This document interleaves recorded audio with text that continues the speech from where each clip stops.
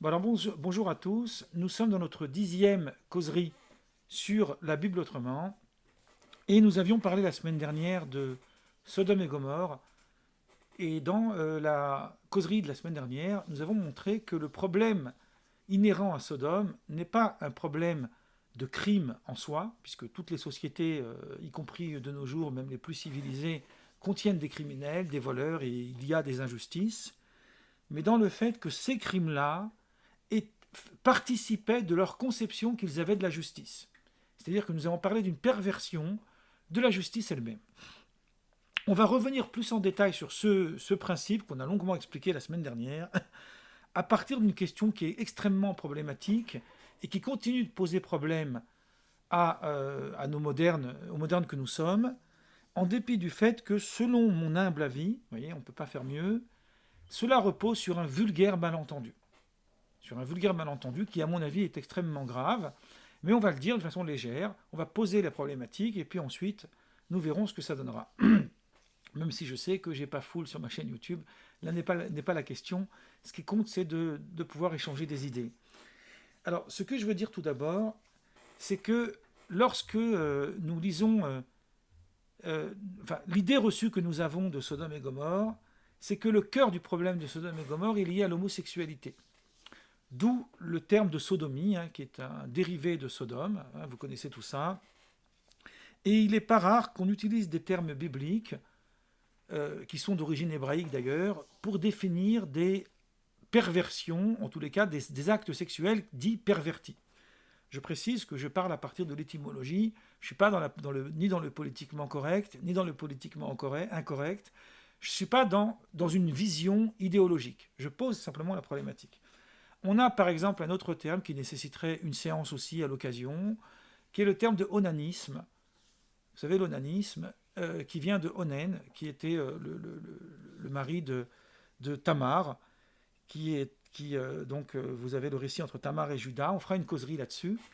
Mais là encore, c'est tiré un petit peu, c'est une manière un peu élastique, on pourrait dire tiré par les cheveux ou par les péotes, des termes bibliques qu'on emploie dans des définitions plus ou moins obscures.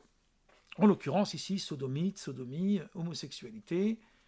Bon, le récit de Sodome, on le connaît. Alors, il se trouve que, c'est ce que nous allons essayer de démontrer pas à pas, qu'il n'est pas question d'homosexualité au sens où nous l'entendons nous.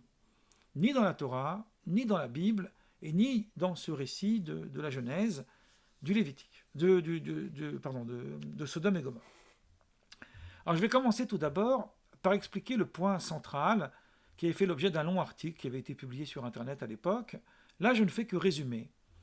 Il y a tout d'abord le fait que dans le chapitre 18 du livre du Lévitique, je ne suis pas là ni pour justifier ni injustifier, on ne le dira jamais assez, on fait de l'étude ici, on s'intéresse au contexte et aux idées. Il y a une liste, une série d'interdits d'ordre sexuel qui sont des interdits extrêmement condamnables d'après la Torah. Bon. Et c'est comme ça que nous avons le fameux verset qui a fait couler beaucoup d'encre, 18-22, Lévitique 18-22. Donc c'est tout le chapitre, mais il y a ce verset spécifique. Tu ne coucheras point avec un mâle comme on couche avec une femme. Donc ça s'adresse à un homme, puisque la femme n'est pas tout à fait liée à cet interdit. Tu ne coucheras pas avec un mâle comme on couche avec une femme. C'est une abomination, toeva. Alors, il y aurait une étude à faire sur ce terme de toeva, qu'on traduit à tort par abomination, qu'on pourrait plutôt traduire par errance, mais je vais aller vite. Donc, cet interdit entraînait la peine capitale. Vous avez chapitre 20, verset 13 du Lévitique. Si un homme couche avec un homme, comme on couche avec une femme, ils ont fait tous deux une chose abominable, ils seront punis de mort, leur sang retombera sur eux. Alors évidemment, heureusement, il y a la législation rabbinique qui est passée par là. Je vous invite à mon livre de la violence juive où j'explique tout ça, et ce n'est plus appliqué. Mais il reste qu'il y a ce paradigme qui a été posé là, et qui a influencé les trois grandes religions monothéistes. Le problème, c'est de quoi parlons-nous? C'est ça la question.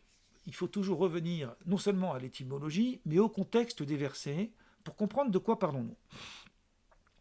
Or, il se trouve qu'une étude très simple va nous montrer que ce verset ne parle pas de l'homosexuel. Ça peut vous paraître extravagant ce que je dis, et pourtant il en est ainsi. Ce verset ne parle pas du tout de l'homosexuel. De quoi s'agit-il? Le verset parle de Toeva. J'ai dit qu'on pourrait parler de errance, mais qu'on pourrait aussi parler de perversion. Qu'est-ce que c'est pervertir? Pervertir, c'est utiliser un concept et le pervertir à d'autres fins que sa définition. On sait ce que ça veut dire pervertir au sens... Là, ici, je parle au sens large, pas au sens restreint de la sexualité. Alors ici, il est question d'une perversion, certes, de la sexualité, mais d'abord d'une perversion du contexte, du concept, c'est-à-dire de l'idée. Or, qu'est-ce que c'est que la sexualité? La sexualité, d'un point de vue de la Torah, et d'un point de vue aussi, pour le coup, tant qu'ils sont d'accord, disons-le, d'un point de vue de la science, et peut-être même aussi d'un point de vue de la morale philosophique, ça procède du désir. J'ai un désir qui suscite en moi une émotion et qui me donne envie d'avoir une relation sexuelle avec une personne pour qui j'éprouve un désir. Ce désir est en miroir à la répugnance ou la répulsion que je pourrais avoir. C'est pour ça que la sexualité non consentie est un viol, est un crime. Pourquoi? Parce qu'elle dénature, en fait, sa nature. La nature de la sexualité, c'est le désir. Lorsqu'elle est non désirée, elle devient un crime. Je vais vite, parce que c'est des idées que vous connaissez beaucoup mieux que moi. On comprend du coup la gravité, pour le coup, la gravité du crime. Or, il se trouve que la Bible, nulle part, y compris la tradition rabbinique qui va suivre, on va résumer, on va passer très vite, nulle part ne parle de désir pour l'homosexualité. Il n'a jamais été question de désir pour l'homosexualité. Je m'explique pour qu'on comprenne bien. Alors, c'est des termes qu'on emploie maintenant, même si, bon, j'aime pas trop ces termes-là, mais nous avons donc l'hétérosexuel et l'homosexuel. Bon, les mots en soi n'ont aucun problème, mais c'est l'utilité qu'on leur donne qui me dérange. L'hétérosexuel, c'est celui qui a un désir sexuel pour le sexe opposé. L'homosexuel, c'est celui qui a un désir sexuel pour le même sexe que lui. Et d'une manière générale, même s'il y a des bisexuels, pour l'instant on ne va pas aborder ça, d'une manière générale, l'homosexuel n'a pas d'attirance pour le sexe opposé.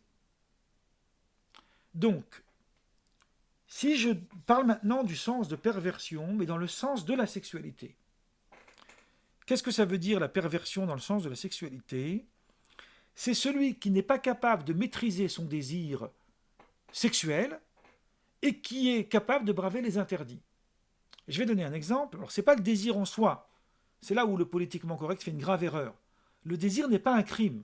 Au contraire, on va le voir dans le Talmud, le Midrash, même le judaïsme le savait depuis 2-3 000 ans, que non, le désir est sain, au contraire. Il procède de l'humanité. Un exemple, je peux désirer, en fait, une femme qui ne me désire pas. Elle n'a pas envie d'avoir une relation avec moi.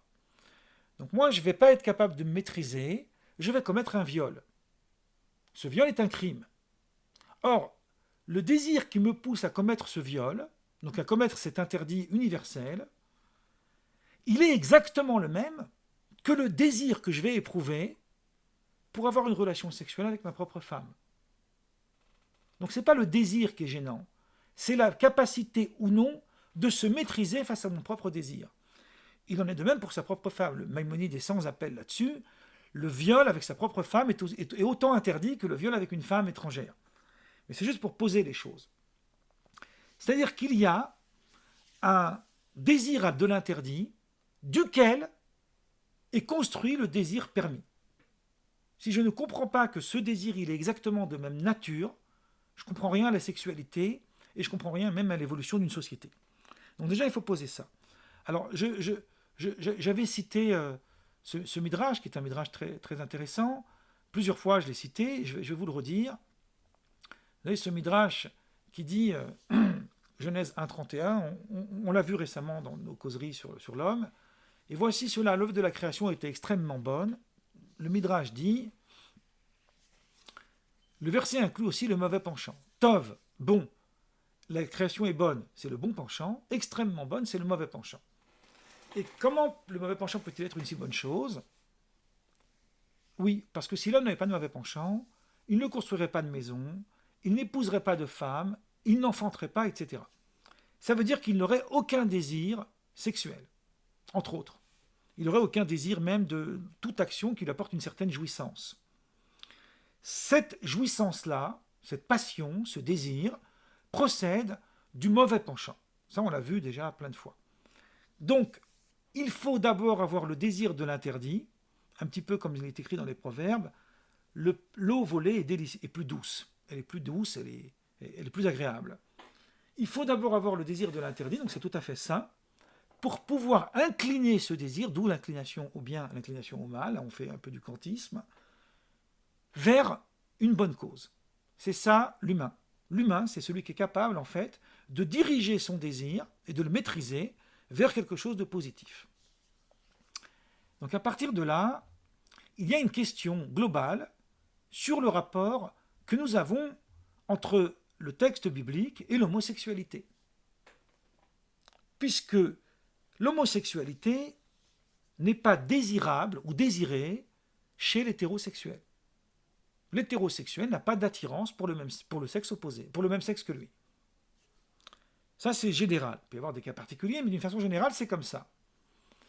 Donc, si je suis un pervers et que je suis un pervers de grand chemin et je ne vais pas être capable de me maîtriser, je vais aller jusqu'à commettre des crimes, par exemple la pédophilie ou des viols, etc.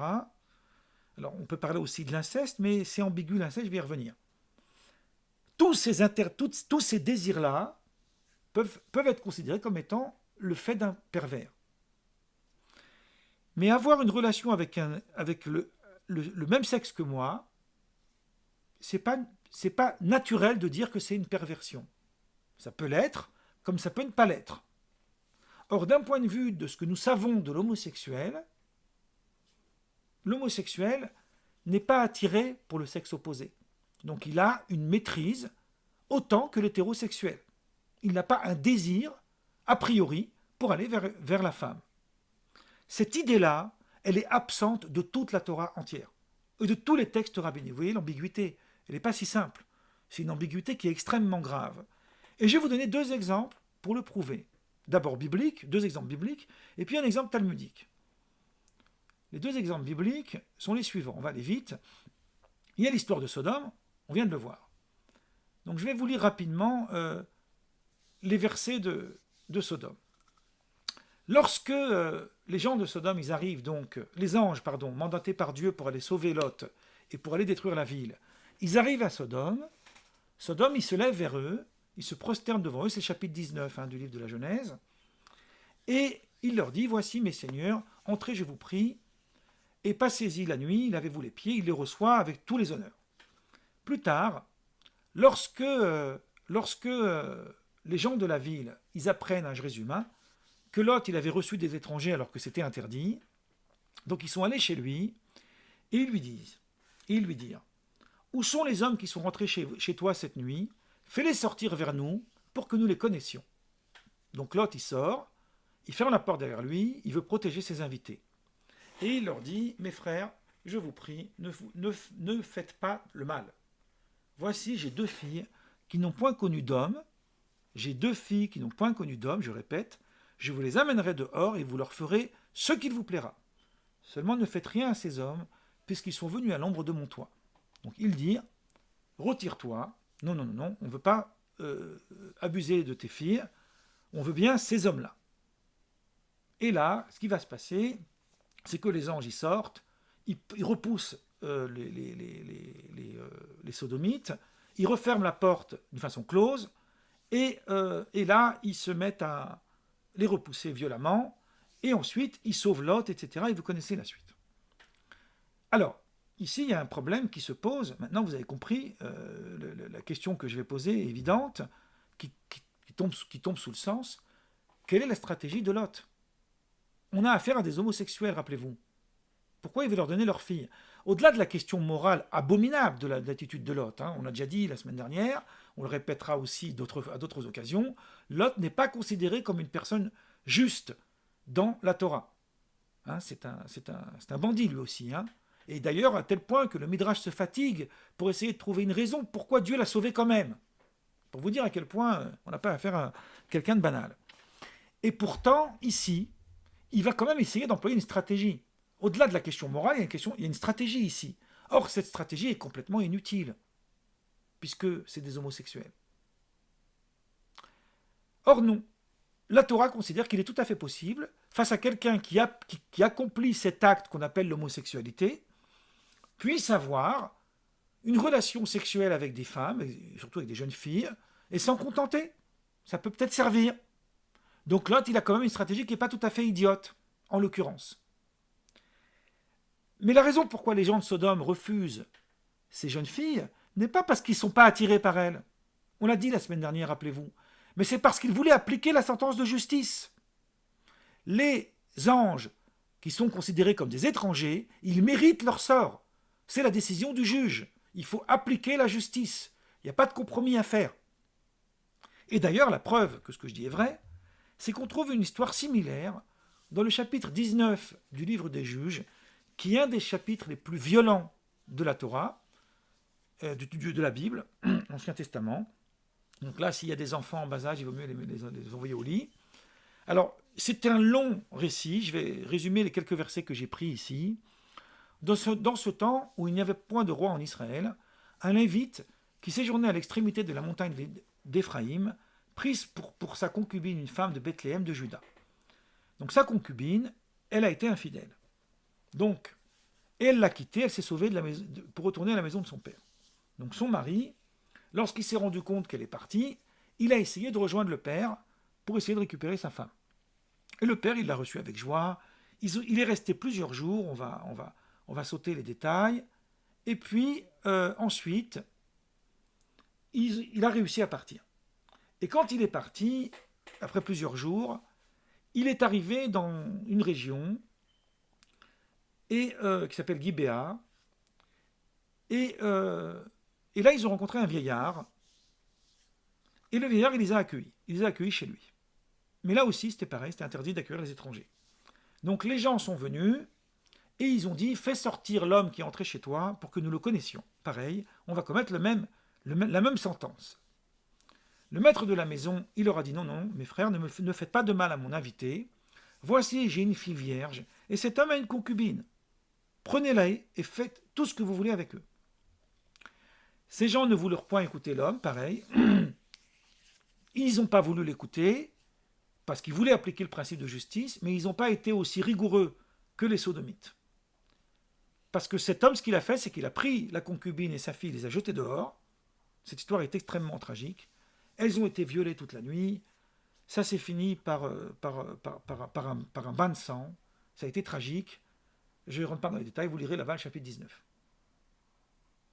Donc là, vous avez le récit qui va cette fois jusqu'au bout, où il est clair qu'ils ont finalement accepté les filles. Encore une deuxième preuve, qui est la même en réalité que la première, mais qui justifie ce que je disais tout à l'heure, qu'il n'existe aucun humain qui n'a pas de désir pour le sexe opposé. L'homosexualité est une perversion, c'est-à-dire c'est un pervers, qui est tellement dans le fantasme sexuel, qui est prêt à aller faire n'importe quoi, sans réfléchir, sans morale, si vous voulez. C'est la manière dont la Torah conçoit l'homosexualité. Alors, je voudrais faire une petite référence là à un ouvrage, pas un ouvrage, c'est une revue américaine qui existe encore et qui a plus de 70 ans d'âge, qui s'appelle Amahor. Là, j'en ai quelques-unes chez moi, mais je ne sais pas si vous arrivez à la voir. Bon, c'est une revue américaine qui est en hébreu. Et il se trouve que dans cette revue, le rédacteur en chef s'appelle Meir Ramsès, je pense que lui par contre il est décédé depuis bien longtemps, mais c'est une revue très répandue dans le monde orthodoxe américain. Et il y a là-bas un article, alors il faut que j'aille vite parce que je voudrais quand même vous laisser quelques minutes de débat. Ça se trouve dans le volume 7, ça ne vous intéresse peut-être pas du tout, mais ça date de 1956. Et volume 7, ça veut dire la 7e année, donc vous voyez, ça remonte à 1949. Et c'est le numéro 2 de la revue, en page 20, où là-bas, on fait intervenir un docteur qui a visiblement été érudit, puisqu'il introduit une réflexion sur les textes, Et lui, il dit qu'en réalité, il pose la même question. Il dit, je ne comprends pas pourquoi l'autre, il veut leur donner les filles alors que c'est des homosexuels. Et lui, il essaye de trouver une échappatoire en disant qu'en réalité, il voulait uniquement essayer de gagner du temps. L'autre savait que jamais ils accepteront les filles. Visiblement, il est passé à côté du chapitre 19 du livre des juges, où là-bas on voit qu'ils ont pris les filles, et, en plus, il y a encore une autre question que je pose en fait dans cet article, c'est qu'on ne peut pas imaginer que dans le village entier, tous étaient homosexuels et que personne n'aurait voulu que ça soit aussi des filles. Donc, son explication tient tout simplement pas la route. Et donc, on voit bien que le principe de justice perverti dans la conception de Sodome est complètement passé à côté. On fait une lecture ici apologétique et idéologique et qui, de mon point de vue, est plus dangereuse qu'autre chose. Et maintenant, je voudrais apporter un dernier élément de preuve qui est plutôt un élément humoristique à partir du Talmud. Le Talmud nous dit qu'il fut un temps, alors je ne sais pas si c'est vrai, je le raconte comme ça, où la tentation à l'idolâtrie était aussi difficile à l'homme que la tentation à la sexualité. Il y avait une sorte de même tentation, de désir immense. Donc comme c'était trop dur de se retenir, les rabbins ont réussi à obtenir que ce désir soit amoindri, soit affaibli, qu'il n'y ait plus de tentation. Donc ils se sont dit, mais on va essayer de faire la même chose avec la sexualité. On va retirer la tentation. Comme ça, l'interdit n'existera plus, il n'y aura plus d'adultère. Et lorsqu'ils ont fait ça, le Talmud le dit avec son humour inégalé, ils se sont rendus compte que le lendemain, ils ne trouvaient plus d'œufs au marché. C'est-à-dire que les coqs et les poules ont refusé de copuler. Donc là, ils ont compris que le désir à la sexualité, en vérité, c'est un récit rigolo, mais c'est une sorte, en fait, c'est une idée très philosophique. Il procède de la même nature. Donc on ne peut pas anéantir le désir à la sexualité. Parce que l'interdit et le permis vont ensemble. Donc on voit bien ici, encore une fois, que... Alors, qu'est-ce que dit le Talmud ? Le Talmud dit finalement, on a diminué la tentation à l'inceste. Alors l'inceste, je ne veux pas ici faire des analogies rapides, mais l'inceste a quelque chose de similaire à l'homosexualité, en ce sens que, d'une façon générale, les gens ne sont pas attirés par leur famille du premier degré.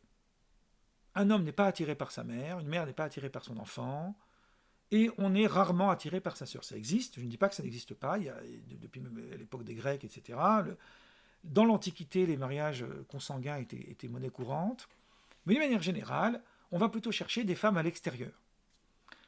Or, il se trouve que le Talmud raconte une histoire à propos d'un homme aussi, qui était un bandit, qui s'appelle Amon, qui était un homme d'une très grande puissance, qui entretenait des relations sexuelles avec sa mère.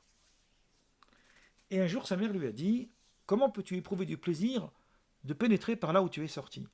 Et lui, il lui répond « Je n'éprouve aucun plaisir, je ne le fais que pour provoquer la colère de Dieu. » Qu'est-ce que ça veut dire la colère de Dieu ? Il y a un rabbin du XXe siècle qui s'appelle Moshe Feinstein, qui est un immense auteur talmudique, qui a écrit une très grande œuvre. Ici, je peux montrer un exemple. Il faut 8 volumes. C'est ce qu'on appelle l'auteur du Grotte Moshe, qui lui cite ce passage du Talmud, et il en déduit qu'il n'y a pas de désir homosexuel. Et que l'homosexuel, c'est quelqu'un qui le fait pour aller contre Dieu. Et pas parce qu'il est tenté, comme tous les autres interdits qui relèvent de la tentation. Encore une fois, Moshe Feinstein du XXe siècle pourtant ignore toute l'homosexualité. Il la pose comme une perversion de l'hétérosexualité. Et la chose la plus surprenante, c'est que, j'imagine que vous l'avez tous lu, c'est un grand classique, le banquet de Platon est un texte qui parle beaucoup d'homosexualité, et là-bas, dans le banquet de Platon, l'auteur, il fait parler Aristophane, qui, après avoir expliqué les différentes catégories d'êtres humains, montre que certains hommes recherchent le sexe masculin et certaines femmes ne font pas grande attention aux hommes et sont plus portées pour les femmes. À propos de ces hommes qui se plaisent à coucher avec les hommes, l'auteur ajoute, et ça c'est très important, c'est une phrase peut-être qui est le cœur de toute ma réflexion, c'est bien à tort qu'on leur reproche de manquer de pudeur, car ce n'est pas faute de pudeur qu'ils se conduisent ainsi, c'est par grandeur d'âme, par générosité de nature et virilité qu'ils recherchent leur semblable. Autrement dit, et le texte dit juste après, de façon très explicite, la question de perversion ou d'être pervers ou prude, hein, c'est les deux extrêmes, d'un côté et l'autre, est une question qui n'a rien à voir avec l'orientation sexuelle. Cette idée, elle a éminemment nourri notre conception moderne de l'homosexualité, mais elle est entièrement absente de la Bible. Donc la plus grave erreur théologique, c'est de se faire une idée sur l'homosexualité telle que nous la connaissons aujourd'hui, à partir d'un texte biblique qui ne parle pas du tout de ça. Donc là, j'ai été peut-être un petit peu plus long que d'habitude, mais c'est pas grave. Je vais m'arrêter